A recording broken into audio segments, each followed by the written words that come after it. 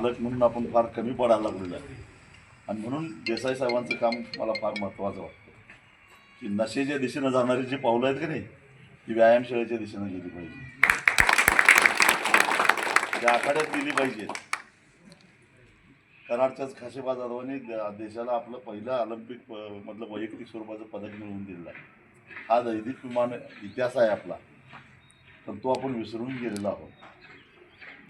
तेव्हा भविष्यामध्ये चळवळ करता करता ह्या सामाजिक गोष्टीत सुद्धा आपल्यालाच लक्ष घालणं, आपल्याशिवाय कोणी बघणार नाही, आपल्याला हे सगळं बघावं लागणार आहे. म्हणून मला या निमित्तानं देसाई साहेबांनी मिळवलेलं जे अलौकिक यश आहे ते मला आगळं वेगळं वाटतं. त्याला जे साखर उद्योगासाठी जे शेतकऱ्यांना चांगले दिवस बघायला मिळाले ते आपले आदरणीय राजू शेट्टी साहेब, ज्यांचं आयुष्य खरं तर समाजकार्य करताना नुकतं बोलणं सोपं आहे, परंतु कृती करणं फार मोठं म्हणजे अवघड आहे.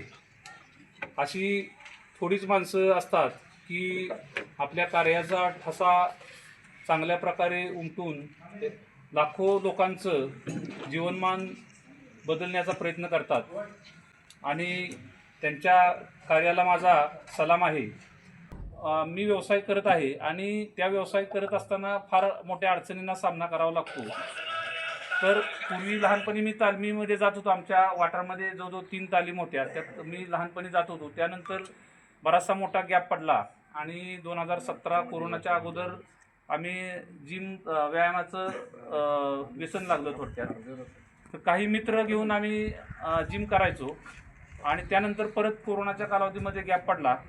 नंतर ह्या मागच्या 2-3 वर्षामध्ये कन्सिस्टन्सी, ज्याला सातत्य म्हणतो, ते सातत्य व्यवसाय करून सातत्य निर्माण केलं आणि जेवढा वेळ मिळेल तेवढाच आपण करायचं आणि ज्या पद्धतीनं करायचं तर ते प्रामाणिकपणे आणि व्यवस्थितपणेच करायचं असं होतं.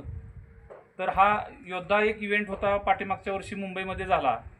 तर त्या इव्हेंटमध्ये हा देश पातळीवरचा इव्हेंट होता. तर त्या इव्हेंटमध्ये 700 मीटर असे 7 रन करायचे होते. मी 700 मीटर केलं की एक फंक्शनल ॲक्टिव्हिटी करायची. मग त्याच्यामध्ये फंक्शनल ॲक्टिव्हिटीमध्ये असा आपला एकंदरीत आपली शारीरिक तपासणीच केल्यासारखं होतं. तो इव्हेंट झाल्यानंतर हायरॉक्स हा इंटरनॅशनल इव्हेंट आहे. हा इव्हेंट जवळपास 2017 युरोप कंट्रीमध्ये चालू झाला आणि तो आज देशभरात 60 ठिकाणी घेतला जातो.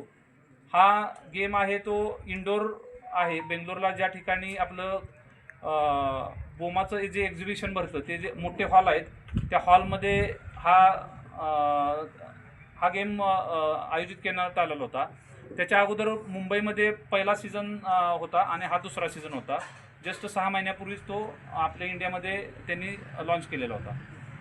तर हायरॉक्स हा इव्हेंट असा आहे की त्याच्यामध्ये 1 किलोमीटर रनचे असे 8 किलोमीटर रन करायचं, परंतु संलग्न करता 1 किलोमीटर झालं की ती ॲक्टिव्हिटी करायची, फंक्शनल ॲक्टिव्हिटी. ती फंक्शनल ॲक्टिव्हिटी अशी आहे की आपल्या शरीराची पूर्णपणे ऊर्जा आणि शरीराचा आपल्या कस लागतो की ती कशा पद्धतीनं करायची. थोडक्यात आयर्नमॅनमध्ये 3 प्रकारचे स्विमिंग असेल, सायकलिंग असेल आणि रनिंग असेल, ह्या 3 गोष्टी असतात. ह्याच्यामध्ये 8 इव्हेंट आहेत आणि 8 इव्हेंट आहेत ते रनिंग एक इव्हेंट, रनिंग इव्हेंट, असे 8 प्रकारचे 16 इव्हेंट आपल्याला करावे लागतात. आता हे करत असताना खरं तर जवळपास 8,000 खेळाडू सहभागी झाले होते. देशविदेशातून 8,000 खेळाडू सहभागी झाले होते बेंगलोर या ठिकाणी आणि 2 दिवस हा इव्हेंट चालू होता. तर सांगायचं असं झालं की ॲक्च्युली एज कॅटेगरीनुसार जर समजा आपण देशविदेशात जे आलेले स्पर्धक होते त्या स्पर्धकांच्याकडे बघून सुरुवातीला आमचा आत्मविश्वास कमी झाला होता. परंतु म्हटलं आता आपण एवढे पैसे भरले, 10,000 रुपये त्यांची एंट्री फी होती, ती भरली म्हटल्यानंतर आपल्याला पूर्ण करायलाच लागेल, भले 2 तास लागू, 2.5 तास लागू. तर त्या माध्यमातून पूर्ण करायचं ठरवलं. पण एकदा ती स्पर्धा चालू झाल्यानंतर प्रत्येक 10 मिनिटाला त्यांचे असे 20-20 जण सोडायचे लॉटमध्ये. तर त्या लॉटमध्ये सोडत असताना सेन्सर सिस्टीम प्रत्येकाची होती, म्हणजे नो पार्सलिटी, आणि प्रत्येक ठिकाणी त्यांचे पंच होते. तुमचा जरी समजा त्याच्यामध्ये स्लेज पूर होता, पुश होता, ते स्किर मशीन एक असते ते होते, वॉल बॉल होते, परत बर्फी जंप होता, त्याच्यानंतर सँडबॅग होती. असे 8 प्रकारचे इव्हेंट होते. प्रत्येक ठिकाणी अतिशय अचूकपणे निरीक्षण केलं जायचं आणि सेन्सर असल्यामुळं असं पार्सलिटीचा काही विषय नव्हता त्याच्यामध्ये. आता हे करत असताना मध्ये क्रॅम्प येणं किंवा काय येणं अशा शारीरिक ज्या दुखापती होतात त्या ॲक्च्युली मला 8व्या ह्याला तो क्रॅम्प आला, त्यामुळे माझी 2-3 मिनटं ॲक्च्युली वाढली ती. आणि ह्या म्हणजे मला एकदा 1-2 इव्हेंट झाल्यानंतर कॉन्फिडन्स आला, मग मी मात्र कुठं थांबलोच नाही आणि हा सर्व गेम मी 1 तास 38 मिनिटामध्ये पूर्ण केला. तसंच माझ्याबरोबर माझी पत्नीसुद्धा होती, त्यांनी दोघींनी त्या इव्हेंटमध्ये भाग घेतला होता. ह्यात ॲक्च्युली सिंगलमध्ये मेन आणि वुमनसुद्धा भाग घेऊ शकतात आणि डबल्समध्ये सुद्धा भाग घेऊ शकतात, मिक्स डबलमध्ये घेऊ शकतात आणि रिलेमध्ये घेऊ शकतात. रिलेमध्ये 4मध्ये. तर आम्ही सिंगलमध्ये घेतला होता, त्यांनी डबलमध्ये घेतला होता. स्पर्धा पूर्ण करणं हेच महत्त्वाचं पहिलं टार्गेट होतं. पण जसं जसं कॉन्फिडन्स वाढला तसं मला चांगल्या प्रकारे कमीत कमी टायमिंगमध्ये मला पूर्ण करणं शक्य झालं. या सर्वांचं श्रेय म्हणायचं झालं तर कुटुंब का तर व्यायाम करताना फक्त व्यायाम महत्त्वाचा नाही, त्याच्याबरोबर आहारसुद्धा महत्त्वाचा आहे. आणि आहार असेल तर व्यायाम चांगल्या पद्धतीनं करता येतो आणि व्यायाम असेल तर आहार केलेल्याचा उपयोग होतो. तर अशामुळं जी शरीराला जी आपल्या ऊर्जा मिळते त्या दोन्हीचा संगम असल्याशिवाय मिळू शकत नाही.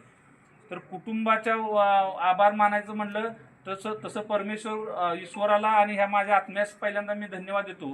कारण ह्या वयामध्ये इतकं करणं शक्य नाही. का तर माझ्याबरोबर जवळपास सातारा जिल्ह्यातले 40 जण होते आणि ते 30 वयोगटातले होते, 40मधले होते आणि अबाव 45 म्हणजे काही जणच असतील. पण सगळ्यांपेक्षा माझा इथं सातारा जिल्ह्यात तर पहिला आलाच म्हणा, परंतु बाकीच्या ओव्हरऑल रँकिंगमध्ये सुद्धा माझा नंबर आला. तर हे केवळ आम्ही साहेब आमचा एक ग्रुप आहे, जवळपास 15 जण ह्या ग्रुपमध्ये आहेत. तर मित्र असले तर कशा पद्धतीनं चांगल्या प्रकारे आपल्याला एखादी गोष्ट घडवू शकतो. तर आमचं सातत्य होतं आणि त्यांच्यामुळं आम्ही एकच पाळलं होतं की जे मित्र होते त्यांना सकाळी आम्ही जर 6:30च्या पुढे गेलो की आम्ही फाईन लावला होता, जर तुम्ही प्रॅक्टिसला नाही आला किंवा बाकीच्या गोष्टी फाईन लावल्या. त्यामुळे सगळे बऱ्यापैकी भले 80% पाळायचं, कारण व्यवसायाला सुद्धा प्राधान्य देणं इथं गरजेचं आहे. व्यवसायावरती अवलंबून असणारी लोक आहेत, त्यांचा बी विचार होणं गरजेचं आहे. तसं शरीराचा आहे त्याबरोबर व्यवसायाचा आहे. ह्या सगळ्या गोष्टी बॅलन्स करून मी ही स्पर्धा पार पाडली आणि सगळ्यांचे माझे हितचिंतक असतील आणि बाकीचे लोक असतील त्यांच्या आशीर्वादामुळं खरं तर ही स्पर्धा यशस्वीपणे पार पाडण्याचा मी प्रयत्न केला. भविष्यात सुद्धा आपण असा प्रयत्न करून आपल्या अचिव्हमेंट साध्य करण्याचा प्रयत्न करू. खरं तर साहेब तुम्हाला सांगायचं झालं तर मी मला वाटतं 2007-09च्या वेळेला मी आपल्या जयसिंगपूरला BG काकांनी तुम्हाला भेटायला आलो होतो, शुभेच्छा देण्यासाठी आलो होतो एकदा.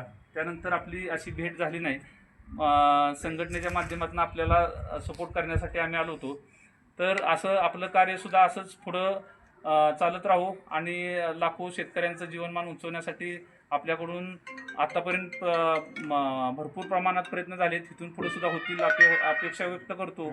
आणि जो माझा सन्मान आपण केला त्याबद्दल मी आपले शतशः आभारी मानतो. जय हिंद, जय महाराष्ट्र.